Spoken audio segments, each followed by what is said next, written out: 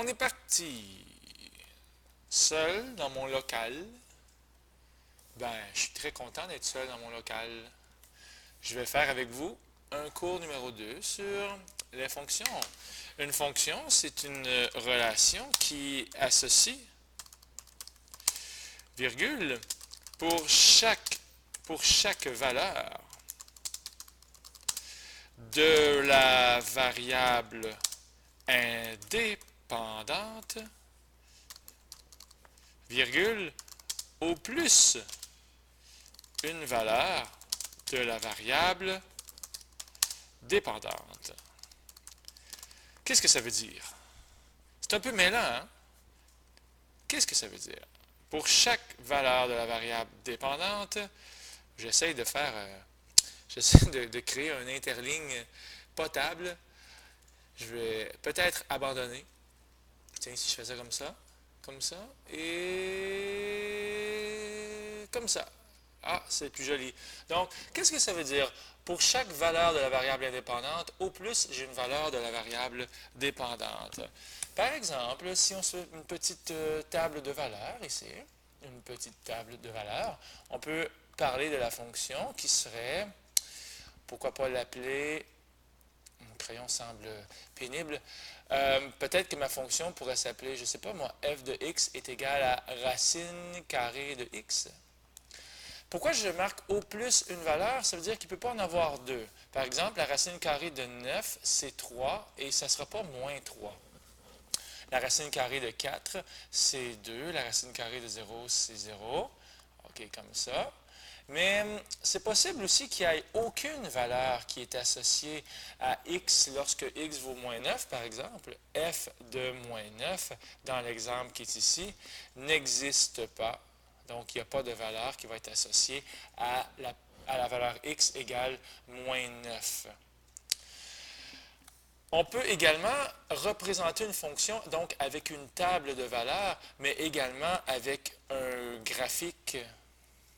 Alors, en traçant un graphique, voilà, ici, j'ai un graphique.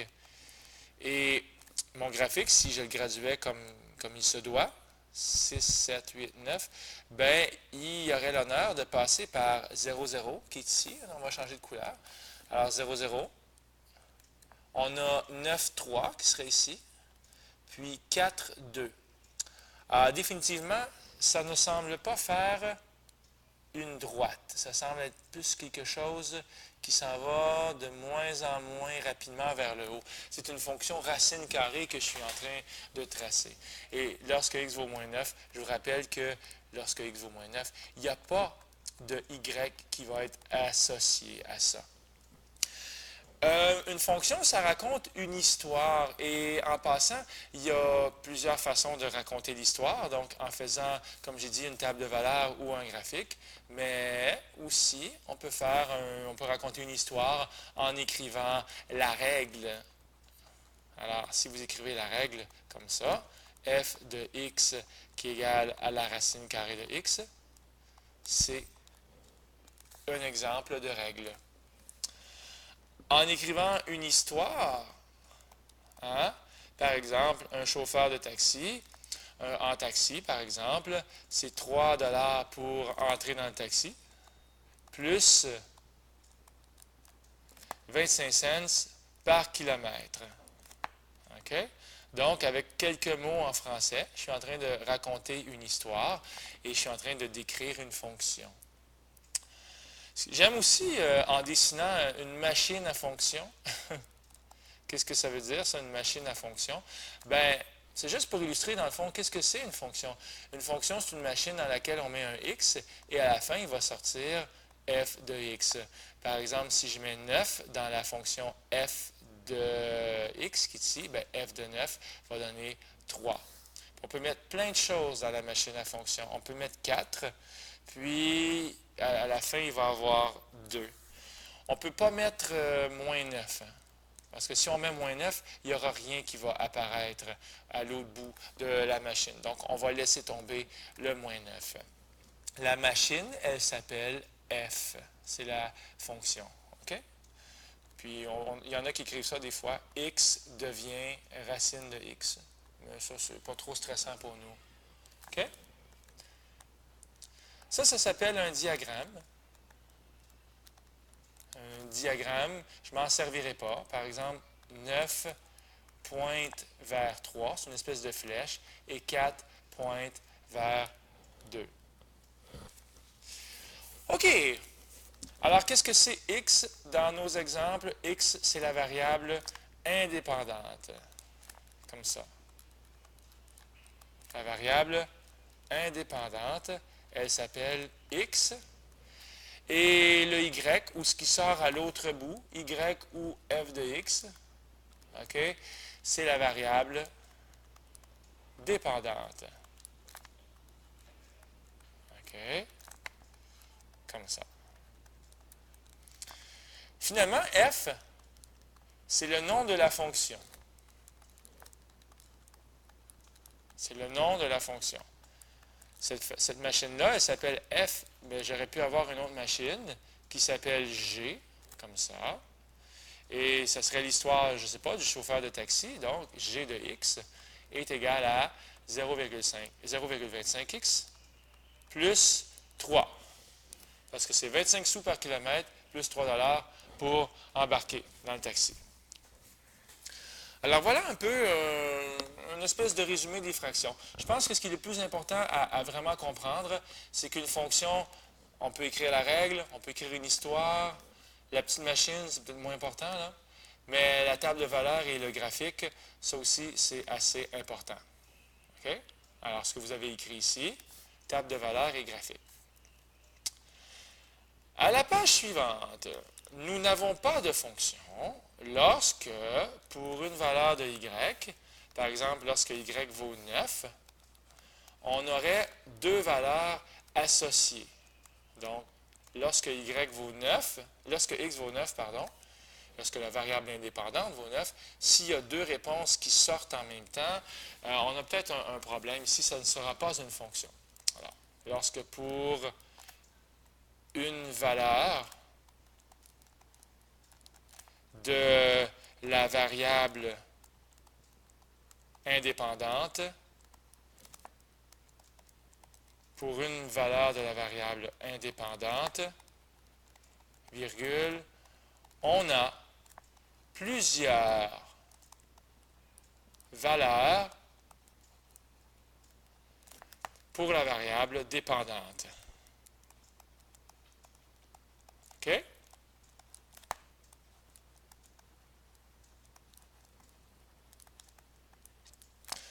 Bien, graphiquement, ça pourrait avoir l'air de ceci.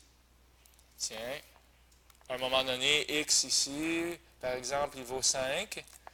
Puis il y a un y, un autre y, puis un 3y, un troisième y. Il pourrait avoir le point 5,1, 5,2 et 5,3. Ben, ça ne fonctionne pas du tout. Le x est très infidèle parce qu'il va rencontrer plusieurs femmes, plusieurs y. OK? Bon, après ce petit survol rapide, je tiens vraiment à insister un petit peu plus longtemps sur c'est quoi le principe d'une réciproque. Ça, c'est assez rigolo, une réciproque. Une réciproque, prenons par exemple la droite ici, là, y égale 2x plus 1, ou si vous préférez, f de x qui est égal à 2x plus 1. C'est une espèce de machine qui s'appelle f. Lorsqu'on met la valeur 0 dedans, ben, par exemple, f de 0 va donner 2 fois 0 plus 1, ce qui va donner une réponse de 1. Puis si jamais je mets la valeur 3 dedans, ben, f de 3 va me donner 2 fois 3 plus 1, 7. Je pense qu'à date, ça va bien.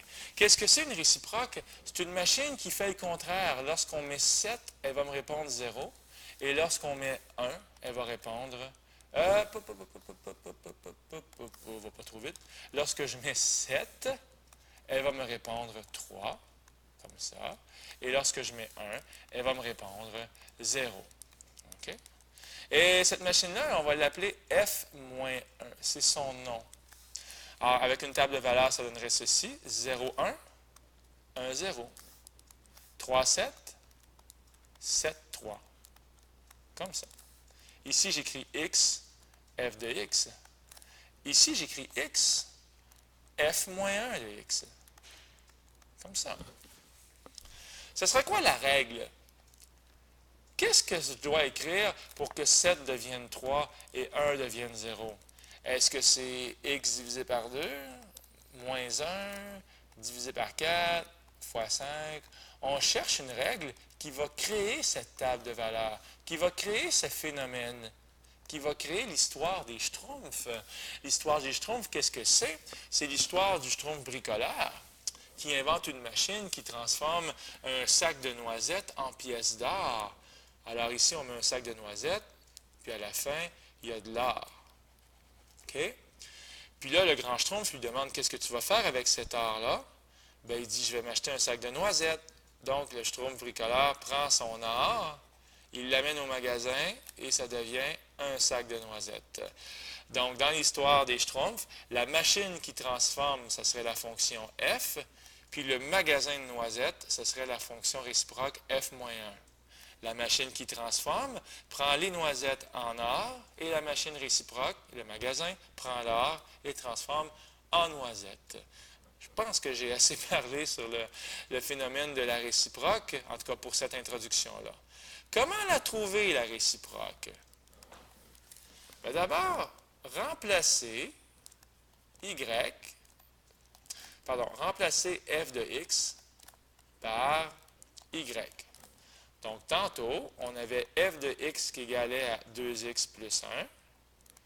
Bien, je vous demanderai de remplacer f de x par y qui est égal à 2x plus 1. Ensuite, en deuxième étape, intervertir x et y. Donc, en deuxième étape, ça devient x égale à 2y plus 1. Dans le fond, mes lettres ont changé de place. On va ensuite isoler le y avec l'algèbre. Donc, avec l'algèbre, à l'étape 3, le but, ce serait que mon y, se ramasse tout seul de son côté. Et c'est ce qu'on va faire maintenant. C'est ce qu'on a fait. Y est égal à x moins 1 sur 2. Ou si vous préférez, y est égal à x sur 2 moins 1 sur 2. En quatrième étape, on va remplacer y par f moins 1 de x. Et on va donc avoir finalement f moins 1 de x qui est égal à x sur 2 moins 1 sur 2. Et voilà, je viens de trouver la fameuse réciproque. Et je suis vraiment content. La preuve que j'ai trouvé la réciproque, c'est que tantôt, dans ma table de valeurs, j'avais 0, 1 et 3, 7. Essayons maintenant dans la nouvelle fonction, la fonction réciproque. Qu'est-ce qui arrive si je remplace x par 1 et x par 7? Mais si je remplace x par 1, ça va faire f moins 1 de 1. Ça va donc donner 1 sur 2 moins 1 sur 2. J'ai remplacé le x par 1. Ça va donner 0. Et si je remplace par 7, f moins 1 de 7, ce qui va donner 7 sur 2 moins 1 sur 2, vous avez ma confiance. Ça va donner 3. Wow! Une réciproque, c'est juste ça qu'il faut faire. Les 4 étapes, 1, 2, 3, 4, pour trouver la règle de la réciproque. Et la réponse est oui, voilà ce qu'il faut faire. Plus intéressant encore, et j'adore ce que je vais vous dire, graphiquement, qu'est-ce que ça veut dire tout ça? Si je m'en vais sur GeoGebra, la première fonction, c'était y égale 2x plus 1. Ce qui donne ceci. Alors, je pourrais mettre un petit peu de vie dans mon enseignement, un peu de couleur et un peu de style. La deuxième fonction, la réciproque, y est égal à x divisé par 2 moins 1/2. Ça donne celle-là ici. Alors, on va la mettre en... C'est comme ça. En mauve. Bon, mauve, c'est peut-être pas assez différent. En rouge. Tiens, comme ça. Et là, on a les deux fonctions. On a la fonction f de x et la fonction réciproque f moins 1 de x. On voit très bien que la première fonction passe par 0, 1 et que la réciproque passe par 1, 0, que c'est tout simplement une inversion du x et du y. On voit très bien que la première fonction passe par 3, 7 et donc que la réciproque va passer par 7, 3. Hein, on voit ça ici. En fait, ce qui se passe, c'est qu'il y a une espèce de symétrie, une espèce de miroir. Voici le miroir. Le miroir, je vais le faire en pointillé comme ça. Autrement dit, tous les points passent dans le miroir pour se ramasser de l'autre côté. Hein? Alors, par exemple, ça donnerait ceci. On passe dans le miroir. On passe dans le miroir. Tous les points passent dans le miroir pour aller de l'autre côté. Mais quel est ce miroir? Ce miroir ici, c'est la bisectrice du premier cadran. C'est la ligne qui coupe en deux le premier puis le troisième cadran, puis qui coupe en deux en passant par 1, 1, 2, 2, 3, 3. Et ce miroir-là, c'est la bisectrice du premier cadran. Et c'est ce que je vais vous demander d'écrire. Graphiquement,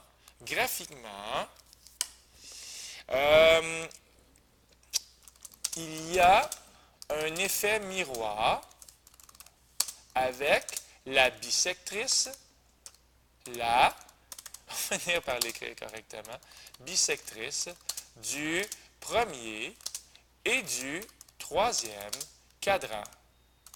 OK? Alors, si vous voulez faire un petit dessin dans vos notes, ben, vous pourriez faire quelque chose comme ça. Parce qu'ici, on a le miroir. On avait notre première droite qui faisait ça comme ça. Il ne faut pas que je me mêle. Passait comme ça. Puis la deuxième, la réciproque, elle passait plus comme ça. Je pense que j'ai quand même pas trop manqué mon coup. Hein? On voit ici qu'on avait le point 0, 1. Puis après, avec la réciproque, ça a donné le point 1, 0. Bon. J'aimerais ça que vous écriviez ceci. La réciproque d'une droite est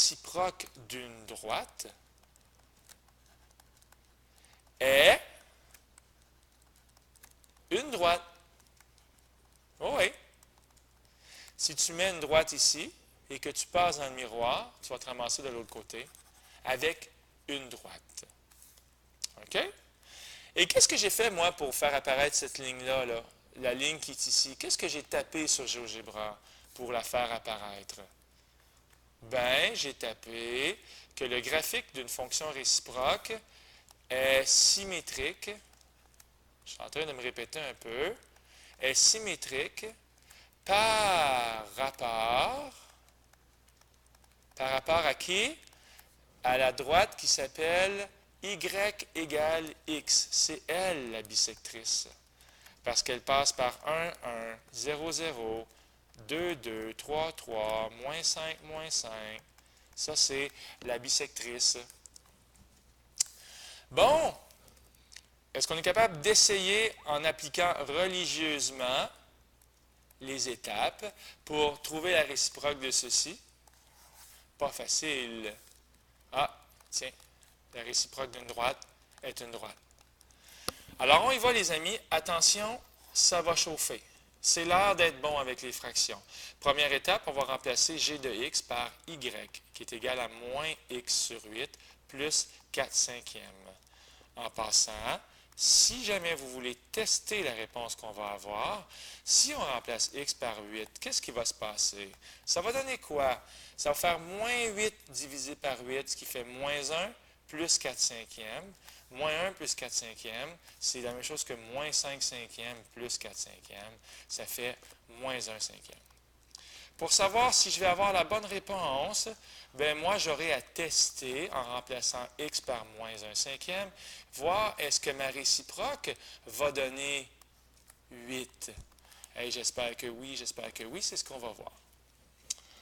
Bien, trouvons-la, la réciproque. On va intervertir les lettres. X est égal à moins y sur 8 plus 4 cinquièmes.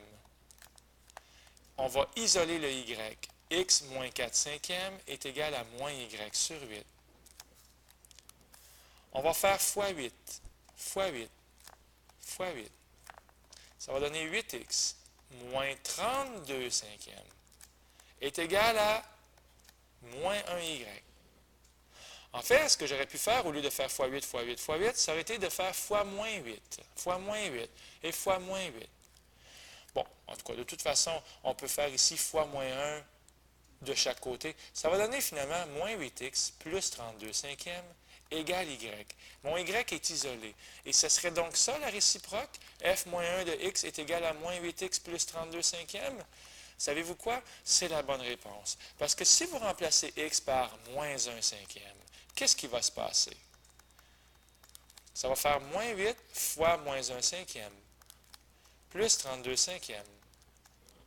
Bien, moins 8 fois moins 1, ça fait 8. Ça fait 8 cinquièmes plus 32 cinquièmes, ce qui fait 40 cinquièmes, et ce qui fait donc 8, le même 8 qui est ici.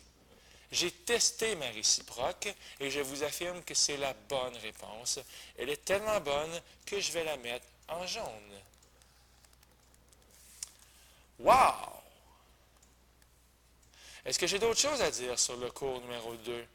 Peut-être un petit mot pour terminer. Supposons que je fais adieu, adieu et adieu. Allez, on veut disparaître. Tiens, toi aussi. Il y en a qui ne veulent pas disparaître. On va y aller avec la souris sur le clavier. Bon. Puis lui, je vais le faire apparaître, par exemple, mon miroir. Vous savez, la réciproque d'une droite, c'est une droite. Mais la réciproque d'une parabole, ça ne sera pas nécessairement une parabole ou une droite. Ce n'est pas toujours évident. Bon, là, ici, là, je passe par le point 0,1, puis je passe également par le point 2,5. Cette fois-ci, on va dire bye-bye à ce point-là et à ce point-là. Ma réciproque, qu'est-ce qui va se passer? Bien, il y a toujours l'effet miroir. J'essaie d'effacer mon point D. Bon, c'est réglé. L'effet miroir me dit quoi? Me dit que le point 2,5 va devenir le point 5,2. Alors, qu'est-ce que je dois faire pour trouver la réciproque de cette parabole-là? OK? Moi, j'ai tapé y égale x au carré plus 1. C'est lui ici. Bien, on y va avec les étapes. On change les lettres et on isole y. Ça fait x moins 1 égale y au carré. Et on va voir ça bientôt. La racine carrée de x moins 1 égale y. Donc, si je tape ceci dans GeoGebra, y égale racine carrée de x moins 1, je serai en mesure de m'attendre à voir ceci apparaître des deux côtés. Le problème, c'est que le x est infidèle. Voyez-vous, si x vaut 5, y vaut 2, et à la fois, y vaut moins 2. Ça veut donc dire que la réciproque de cette parabole-là va donner quelque chose qui n'est plus une fonction? Et la réponse est oui. La réciproque d'une fonction n'est pas toujours une fonction. OK? Et j'insiste là-dessus, c'est vraiment quelque chose qui mérite une phrase. OK? Tiens, je vais l'écrire ici. La réciproque d'une fonction n'est pas toujours une fonction. Bon, ça c'est la fin de ma vidéo. J'espère que ça vous a stimulé. OK? Alors, on se revoit bientôt. On fait pause. Au revoir.